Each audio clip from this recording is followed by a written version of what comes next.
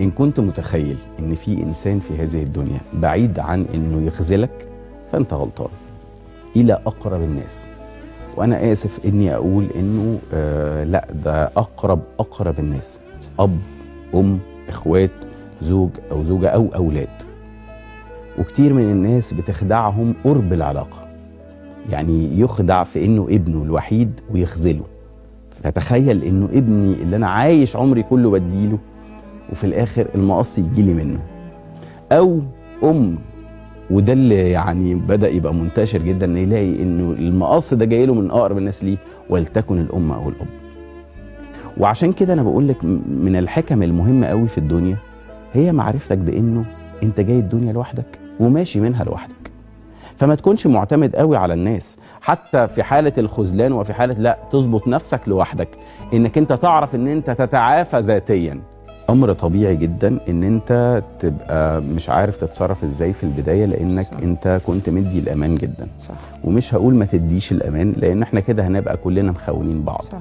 ولكن اللي أنا بحبه هو إنك تعرف إزاي تتعامل مع نفسك في هذا الموقف، لأنه أنا بشوف إن في علاقة مهمة جدا بين الإنسان وبين نفسه، علاقة مهمة جدا. إن كنت أحسنت فيها تقدر تقف في موقف زي ده، لأنه أنت كتير من الوقت الخيانة بتحصل إنك أنت مش عارف تسيطر على نفسك، منفعل جدا. لا، في ناس كتيرة بشوفهم بيعرفوا في المواقف دي ياخدوا جنب لوحدهم ويرجع يقف على رجله من تاني وما يعتمدش على حد. وده أمر مهم جدا، تبعد عن كل الناس، تشوف أنا أبقى كويس إزاي، أرتاح إزاي. وكمان بيحصل ده إمتى؟ لما تكون باني حياتك على إنك ما تعتمدش قوي على حد، لأنه ده بيحصل إمتى؟ لما بيكون الإنسان أنا يومي لازم أكلم فيه صاحبتي دي وأحكي لها كل حاجة، فصاحبتي دي خانتني، أنا هعمل إيه؟ مش بقى المشكلة في إنها خانتني، المشكلة إن أنا هعمل إيه؟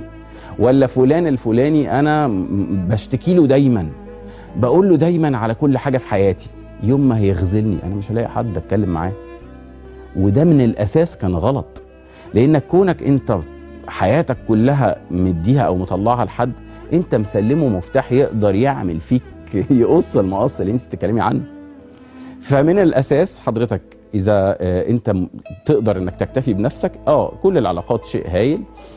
أنا بشوف أنه أمر مهم جدا أنك قرب الناس يبقى لحد لا يؤذيك، كل الناس.